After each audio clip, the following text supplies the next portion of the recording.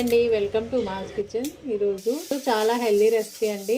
మామూలుగా మనం పల్లీలతో చిక్కీ కానీ లడ్డు కానీ చేసుకుంటామండి, అలాగే నువ్వులతో కూడా. కానీ నువ్వులు పల్లీలు రెండు కలిపి చేసుకుంటే చాలా బాగుంటుందండి, ఇంకా చాలా హెల్దీ కూడా. ఇప్పుడు ఎలా చేయాలో చూద్దామండి. ముందుగా స్టవ్ వెలిగించుకుని స్టవ్ మీద ఒక కడాయి పెట్టుకుని, నేను 2 కప్పులతో చూపిస్తున్నా. 2 కప్పులు పల్లీలు వేసుకుని స్టవ్ని లో ఫ్లేమ్లో పెట్టుకుని వేయించుకోవాలి. లో ఫ్లేమ్లో పెట్టుకుంటే పల్లీలు చక్కగా వేగుతాయండి. మీడియంలో కానీ హైలో కానీ పెడితే ఇవి మాడిపోతాయండి, పైన లోపల వేగవు. తినేటప్పుడు కూడా మనకి ఆ టేస్ట్ ఆ క్రంచ్ రాదండి. పల్లీలు చక్కగా వేగితే తినేటప్పుడు కూడా బాగుంటాయి చిక్కీలు. అయితే చూడండి, పల్లీలు ఇలా వేగిన తర్వాత ఇప్పుడు ఒక ప్లేట్లో పెట్టుకుని చల్లారనివ్వాలి. తర్వాత అదే ప్యాన్లో 1 కప్పు నువ్వులు వేసుకోవాలండి.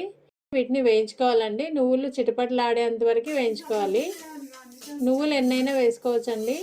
నువ్వులు పల్లీలు సేమ్ క్వాంటిటీ కూడా వేసుకోవచ్చండి, కానీ హాఫ్ వేసుకుంటే బాగుంటుంది.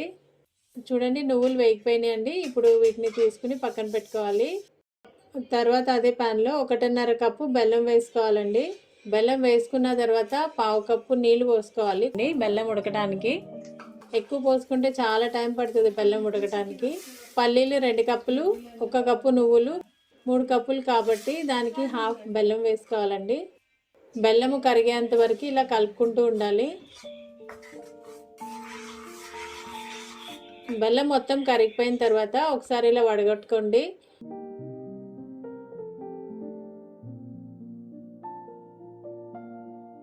ఒక్కొక్కసారి ఇందులో నలుకలు వస్తూ ఉంటాయండి.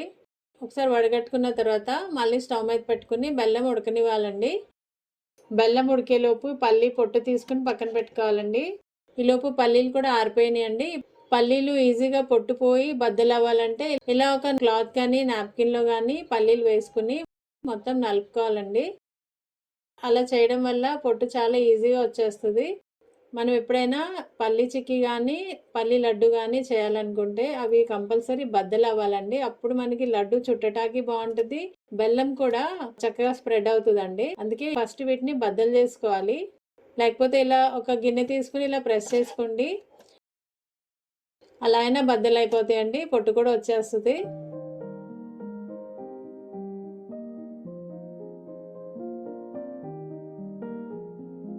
తర్వాత ఇలా జల్లించేసుకోవచ్చు, లేకపోతే చెరిగేసుకోవచ్చు అండి బయట. ఇలా మనం పొట్టు అంతా సపరేట్ చేసిన తర్వాత వీటిని పక్కన పెట్టుకోవాలి. కరెక్ట్గా ఇలా బద్దలు అయితే మనకి పల్లి చిక్కీ బాగా వస్తుందండి. ఇప్పుడు స్టవ్ మీద బెల్లం ఉడుకుతూ ఉందండి. ఈలోపు ఒక బటర్ పేపర్ తీసుకుని దానికి మొత్తం నెయ్యి అప్లై చేసుకుని పక్కన పెట్టుకోవాలి. ఒకవేళ బటర్ పేపర్ లేకపోతే మామూలు ప్లేట్కైనా నెయ్యి రాసుకుని పక్కన పెట్టుకోవాలండి. బెల్లం ఉడుకుతా ఉంది చూడండి, ఇలా నురుగు వస్తున్నప్పుడు మనం పాకం చూడాలి. ఒక ప్లేట్లో నీళ్లు పోసుకొని అందులో మనం ఈ పాకం కొంచెం కొంచెం వేసుకుని చెక్ చేయాలండి. ఇది చాలా సాఫ్ట్గా ఉంది, ఇంకా కొంచెం ఉడకాలండి బెల్లం. చిక్కీ చేసుకోవడానికి ముదురు పాకం కావాలండి. మధ్య మధ్యలో ఇలా 2-3 సార్లు ట్రై చేస్తూనే ఉండాలి, బెల్లం ఉడికిందా లేదా చూడటానికి. పాకం ఇలా పట్టుకుంటే మెత్తగా ఉండొద్దండి, కొంచెం గట్టిగా ఉండాలి.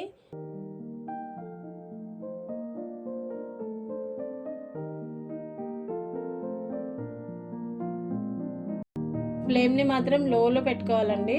చూడండి, ఇప్పుడు బెల్లంది కలర్ కూడా మారింది. ఇప్పుడు ఒకసారి ట్రై చేద్దాం.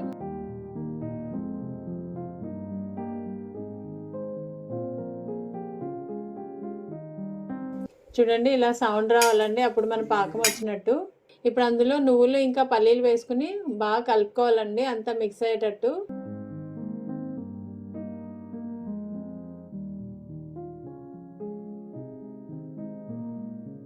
వేడిగా ఉన్నప్పుడే ఫాస్ట్గా కలుపుకోవాలండి, చల్లారితే కొంచెం కష్టం అవుతుంది కలుపుకోవడానికి.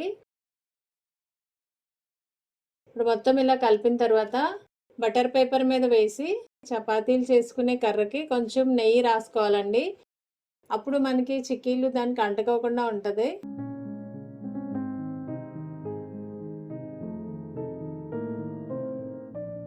ఇప్పుడు ఈ కర్ర హెల్ప్తో మొత్తం స్ప్రెడ్ చేసుకోవాలండి ఈవెన్గా.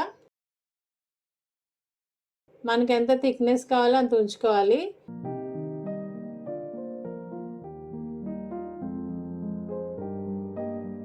మొత్తం ఇలా స్ప్రెడ్ చేసుకుని మొత్తం గట్టిపడక ముందే ఒక చాకు తీసుకుని ఇలా కట్స్ పెట్టుకోవాలండి. చిక్కీలంతా ఆరిపోయిన తర్వాత తీసుకోవడానికి చాలా ఈజీగా ఉంటుంది. చిక్కీలు చక్కగా ఆరిపోయినాయండి. ఇప్పుడు మొత్తం ఇలా తీసుకుని స్టోర్ చేసుకోవాలి. నువ్వులు పల్లి చిక్కీలు అయితే చాలా హెల్దీ అండి, చిన్నపిల్లలకైనా పెద్దవాళ్ళకైనా. వీడియో నచ్చితే ఒక లైక్ చేయండి. Thanks for watching.